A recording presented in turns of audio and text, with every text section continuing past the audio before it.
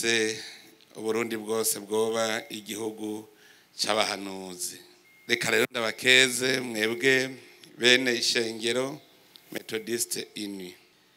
Ndabakeze cyane kuri iyi ntambwe ikomeye mushitseko. Ndamwiteze ko vyinshi.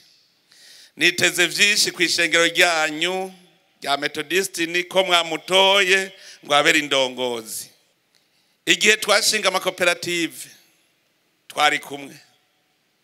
twari kumwe twiyumvira ingene abarundi bogira urunani mwiterambere kuko nta terambere rishoboka abene gihugu bose batagize urunani. Muze mubaze hose aho bateye imbere igitangura n'urunani, kubona iyo muja kugira urunani.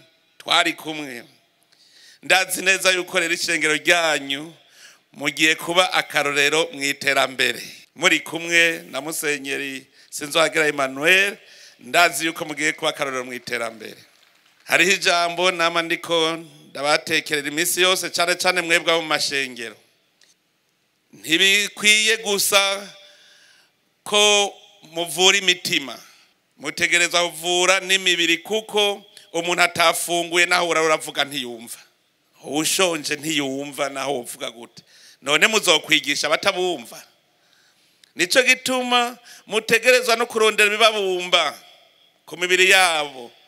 None rero twebwe ku rwego rw'igihugu mumenye yuko turi kumwe turunani. Ubu nta mutware n'umutwagwa, twese no kugira urunani gushika tuzobona igihugu cy'u Burundi ari igihugu cifashe, igihugu giteye imbere kandi bizoshoboka. Turi kumwe twese birashoboka. Ndabakeje rero kuko murose umuhizi, nzi neza kandi nzi ko tuzokorana neza. Amabanga yo kurongora inama nkenguza amateka yarayakora kongera n'amabanga yo kubarongora mu ishengero. Nta nkeka twebwe ku nzego z'igihugu natwe tuzokwama tumukeneye, tuzogukenera.